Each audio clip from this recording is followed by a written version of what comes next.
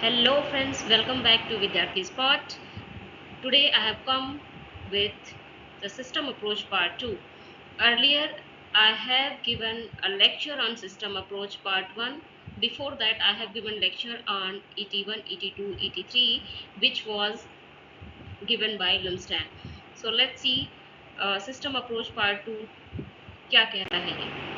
System approach to instructional design. System approach के बारे में मैंने ये बता दिया था कि कैसे ये प्रोसेस और प्रोडक्ट का कॉम्बिनेशन है, सॉफ्टवेयर एंड हार्डवेयर का कॉम्बिनेशन है। ये आप प्रीवियस लेक्चर में देखेंगे। इस वीडियो के डिस्क्रिप्शन बॉक्स में मैं उसका लिंक ऐड कर दूंगी, आप प्लीज़ देखें, वॉच करें। आज मैं डिस्कस करने वाली हूँ कि कैसे system approach as an instructional design education के फील्ड में काम करती है। How we implement system approach for designing instruction and for providing instruction to students. Okay, so let's begin. Let us see how a system approach works in the field of education. आप सभी को पता है, मैंने इसके पहले भी अपनी क्लासेस ली हैं, अपने लेक्चर्स प्रोवाइड किए हैं टीचिंग लर्निंग प्रोसेस के ऊपर। तो टीचिंग लर्निंग प्रोसेस में एक टीचर होना चाहिए, एक पर्टिकुलर ऑब्जेक्टिव होना चाहिए किसी क्लास को कराने का, किसी टॉपिक को पढ़ाने का। लर्नर होना चाहिए जो कि रिसीव करने के लिए रेडी है, जो लर्निंग एक्सपीरियंसेस को गेन करने के लिए रेडी है। और किस आधार पर टीचिंग लर्निंग प्रोसेस होनी चाहिए, कुछ पर्टिकुलर कंटेंट को, कुछ पर्टिकुलर थ्योरी को, कुछ पर्टिकुलर प्रिंसिपल्स को, कुछ कॉन्सेप्ट्स को कन्वे करने के लिए। तो ये हमारे इम्पॉर्टेंट एस्पेक्ट्स हो गए या कंपोनेंट्स हो गए जो कि इम्पॉर्टेंट है टीचिंग लर्निंग प्रोसेस में। Learner, teacher, content means topics of various subjects whichever a teacher is going to deliver. Method, media and environment. A proper environment should be there for successful teaching learning process. और method and media, तो हर topic के according, हर subject के according कुछ proper strategies एक teacher अपनाता है, कुछ method apply करता है। अगर किसी टॉपिक को लेक्चर मेथड से सुटेबल तरीके से डिलीवर किया जा सकता है तो टीचर लेक्चर मेथड अपना सकता है। अगर कहीं साइंस के कुछ एक्सपेरिमेंट्स या कुछ ऐसी चीज़ें हैं जहां डिमॉन्स्ट्रेशन की आवश्यकता है तो लेक्चर कम डिमॉन्स्ट्रेशन यूज़ किया जा सकता है। तो ये सारी चीज़ें मेथड्स के अंदर आती हैं। कुछ प्रॉपर मेथड, एक पर्टिकुलर टॉपिक को डिलीवर कराने के लिए कुछ प्रॉपर मेथड को अपनाना ज़रूरी है, कुछ स्ट्रेटजीज को अपनाना ज़रूरी है, कुछ ऐसे तरीके जिससे कि आउटपुट बेटर वे में मिल सके। तो सिस्टम अप्रोच को एजुकेशन में इम्प्लाई करने का सबसे मेन फोकस क्या है? For better learning outcome. तो हमने पहले की प्रीवियस वीडियो में हमने देखी है कि जो सिस्टम अप्रोच है उसमें हार्डवेयर और सॉफ्टवेयर दोनों का यूज़ है। हमने देखा था कि सॉफ्टवेयर बिना हार्डवेयर की यूज़ नहीं किया जा सकता, तो हार्डवेयर का यूज़ हम करेंगे सॉफ्टवेयर के साथ तो एक बेटर आउटपुट मिलेगा। तो इनपुट हमारे हो गए लर्नर्स ऑब्जेक्टिव्स जिनको हमें प्रोवाइड करना है, टीचिंग लर्निंग एनवायरनमेंट देनी है, लर्निंग एक्सपीरियंसेस देनी है, वो हमारे इनपुट हो गए। The whole process of teaching and learning, the whole process of students from entry behaviour to terminal behaviour, जो बिहेवियर लेकर बच्चा क्लासरूम में आया था उस बिहेवियर से लेकर जिस बिहेवियर के साथ क्लासरूम छोड़ता है, जो लर्निंग एक्सपीरियंसेस गेन करता है, that is called terminal behaviour. तो the whole process that occurs in the class is called teaching learning process, that comes under process. Or output, those behavioral changes which a student gains after gaining the learning experience। कुछ पढ़ने के बाद जो outcome मिलता है, जो बच्चे के बिहेवियर में चेंज आता है from entry to terminal, that is called output. और फीडबैक एक ऐसा कंपोनेंट है जो कि टीचिंग लर्निंग प्रोसेस में उतना ही आवश्यक है जितना इनपुट है, प्रोसेस है, आउटपुट है।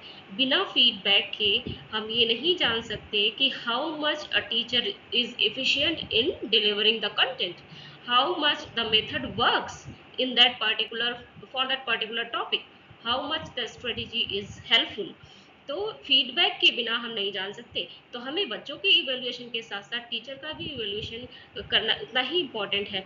बच्चे के इवेल्युएशन के लिए हम बीच बीच में कुछ सवाल ऐसे पूछे जा सकते हैं जिसको कहते हैं डायग्नोस्टिक इवेल्युएशन। बीच बीच में कुछ ऐसे प्रश्न पूछे जा सकते हैं जिससे हमें आइडिया लगता है कि बच्चा प्रॉपर तरीके से सीख पा रहा है या नहीं। तो बच्चे के इवेल्युएशन भी होना उतना ही आवश्यक है, साथ साथ टीचर को भी फीडबैक मिलना उतना ही इम्पॉर्टेंट है, ताकि वो ये बात समझ सके कि जिस तरीके से हम बच्चे को पढ़ा रहे हैं वो प्रॉपर मेथड है या नहीं, बच्चा उससे बेटर तरीके से गेन कर पा रहा है या नहीं। तो इवेल्युएशन करने से क्या होता है कि रीटीचिंग का स्कोप बढ़ जाता है। अगर टीचर को लगता है कि अप्रोप्रिएट नहीं है तो शायद वो कल दूसरे स्ट्रेटेजी के साथ क्लासरूम में आएगा, दूसरे मेथड को अप्लाई करने की कोशिश करेगा फॉर बेटर आउटपुट।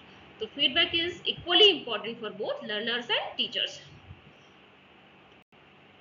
एक इंस्ट्रक्शनल डिजाइन मॉडल है एडी मॉडल, उसको हम अलग से पढ़ेंगे। AD OD can Kaire model, ये इंस्ट्रक्शनल डिजाइन है, इंस्ट्रक्शनल डिजाइन के मॉडल्स हैं, राइट। तो किस तरीके से लर्निंग एनवायरनमेंट को एफिशिएंट, इथिकल और एडॉप्टिव बनाया जा सकता है, ये उसके लिए है। तो इसकी क्लास हम अलग से लेंगे।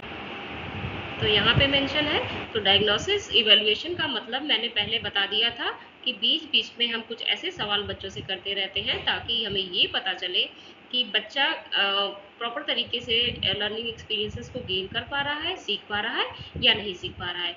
तो साइड बाय साइड हमारे पूरी प्रोसेस में डायग्नोसिस भी चलता रहेगा, राइट।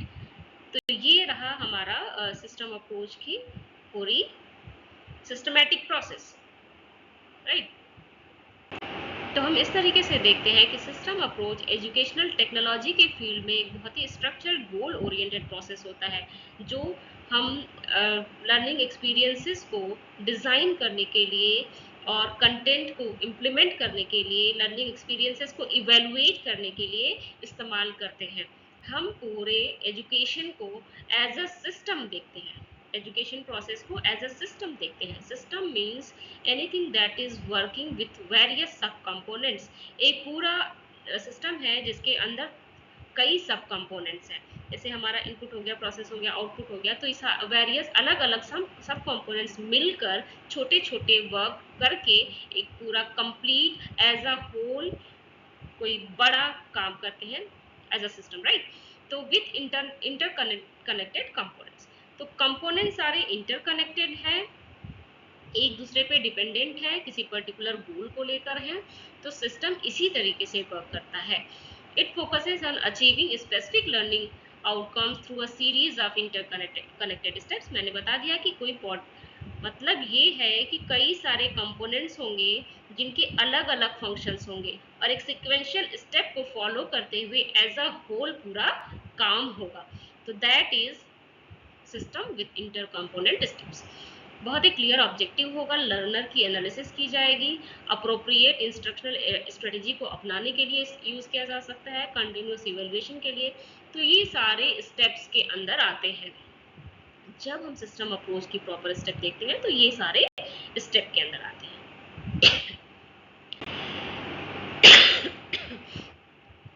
की कॉन्सेप्ट क्या है? It weaves education system as a whole, systematic weave. Various interconnected components are student, teachers, content, resources. All the components are working together for gaining learning experiences for better outcome.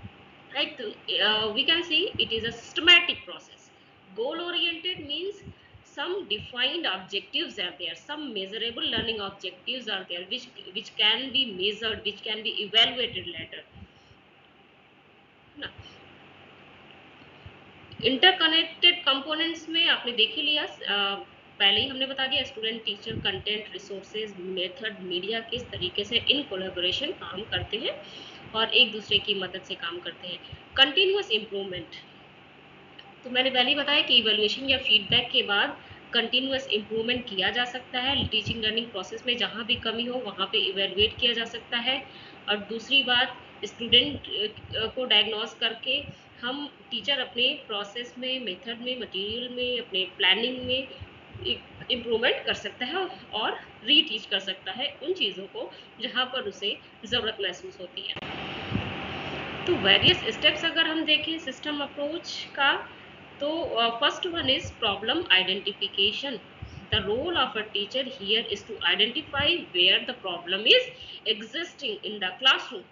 Next, goal setting. Goal setting according to the proper whatever the problem is, जो भी problem वहाँ पर है उसके हिसाब से next हम teacher एक गोल को सेट करता है कि how the particular objective, how the particular output can be achieved. तो goal setting is the planning stage. ये हमेशा पहले से प्लान की जाती है। फिर एनालाइज किया जाता है पूरे सिस्टम को, कि हम एनालिसिस का मतलब ये है कि प्लानिंग के टाइम पर पूरा एक टीचर एनालाइज करता है कि what should be the content according to the topic, what should be the appropriate content to be delivered in a particular class. तो appropriate content क्या होगी, उसे डिलीवर करने का तरीका क्या होगा, क्या मेथड होगा, कौन सी स्ट्रेटेजी अपनाएंगे, है ना, ब्लेंडेड करेंगे, हाइब्रिड करेंगे या ट्रेडिशनल मेथड अपनाएंगे। यहाँ पर lecture, demonstration, brainstorming activity, play way, role playing, क्या चीज़ अपनाएंगे, स्टोरी टेलिंग, कौन से ऐसे मेथड अपनाएंगे, तो मेथड के अंदर आते हैं। स्ट्रेटेजी है मेथड को यूज करते हुए पूरा तरीका टीचर का कंटेंट डिलीवर करने का तरीका, उसको स्ट्रेटेजी कहते हैं। ये सब की एनालिसिस कर है ना, सिस्टम एनालाइज करते हैं कि कहाँ कहाँ पहले गोल सेटिंग करते हैं, प्रॉब्लम आइडेंटिफाई करते हैं, गोल सेटिंग प्लानिंग करते हैं, फिर सिस्टम को एनालाइज करते हैं, क्लासरूम इन्वायरमेंट कैसा है, बच्चे कैसे हैं, उनकी एज कैसी है, requirement analysis will in this category it will come method, strategy, how to deliver the content। फिर उसके बाद अल्टरनेटिव सोल्यूशन हम रेडी रखते हैं। अगर हमें उस तरीके से, जो तरीका हमने प्लान किया है उस तरीके से अगर हमें कंटेंट डिलीवरी में भी फिर भी बच्चे को समझ में नहीं आता है, कुछ परेशानी आती है, तो alternative solution should be there. तो सिस्टम को डिज़ाइन कर लेते हैं, फ्रेमवर्क तैयार कर लेते हैं। एक फ्रेमवर्क तैयार करने के बाद उसका इम्प्लीमेंटेशन इन द क्लासरूम में इम्प्लीमेंटेशन होगा, then evaluation and feedback, then reteaching can be done, है ना, इम्प्रूवमेंट होगा इससे। तो ये पूरा प्रोसेस है सिस्टम एनालिसिस का।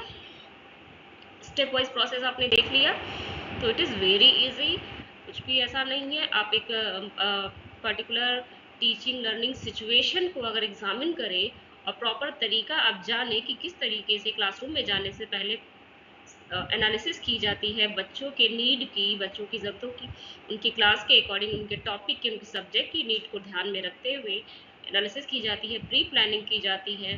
फिर ये प्लानिंग के तहत ये आ जाती है कि किस तरीके से सिस्टम को एनालाइज किया जाए, कि कैसे और कब कौन सा कंटेंट सिक्वेंशियली लॉजिकली डिलीवर किया जा सकता है।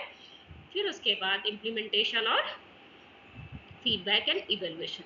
तो सेम थिंग यहाँ पर मैंने 4 स्टेप्स में लिख दिया है, वहाँ पर आपको रे डायग्राम में था, फ्लो चार्ट में फ्लो चार्ट के हिसाब से था, रे डायग्राम के हिसाब से कहें या फ्लो चार्ट कहें। तो system analysis, analysing the situation, the learning objectives, analysing the learner characteristics, understanding the context, understanding the environment.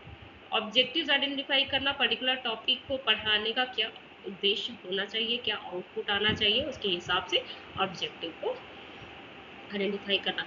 System design and development, programme पूरा डिज़ाइन करना, मेथड, मटेरियल, सब कुछ डिसाइड करना।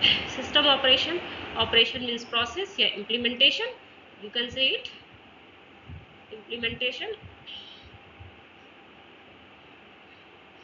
This involves implementing the design instruction, जो design किया गया instruction उसको implement करना, गैदर करना डेटा और एडजस्टमेंट मेंटेन करना, क्लासरूम को मैनेज करना, ये सारा कुछ सिस्टम ऑपरेशन में हो जाता है। उसके बाद अगर आपने इवेल्युएशन कर ली, फिर selection of the best alternative, evaluation के बाद उस बेस्ट अल्टरनेटिव सेलेक्ट करेंगे कि क्या किस अल्टरनेटिव मेथड से हम रिप्लेस कर सकते हैं। फिर से ट्राई आउट करना इन द क्लासरूम, फिर से ट्राई आउट का मतलब reteach, then analyse the result, implement and recycle. अगर वो यूजफुल रहा तो उसको इम्प्लीमेंट करिए और रिसाइकिल करिए। तो इस तरीके से हमने सिस्टम अप्रोच का इम्प्लीमेंटेशन देख लिया इन द क्लासरूम। तो सिस्टम अप्रोच की बेसिक सी जानकारी जो हार्डवेयर और सॉफ्टवेयर का कॉम्बिनेशन था वो प्रीवियस वीडियो में आपने डिटेल में देख लिया, लुमस्टाइन ने किस तरीके से डिस्क्राइब किया हुआ था। और अभी आपने एजुकेशन के फील्ड में स्टेप वाइज इम्प्लीमेंटेशन देख लिया, किस तरीके से सिस्टम अप्रोच का यूजफुलनेस है, उसका एप्लीकेशन है इन the field of education. Step क्या है, इनपुट प्रोसेस आउटपुट किस तरीके से वर्क करते हैं, सारे स्टेप्स क्या है वो आपने देख लिए। तो अगर आपको डिस्कशन अच्छा लगा हो तो please like share and subscribe my channel and press the bell icon to. Thank you.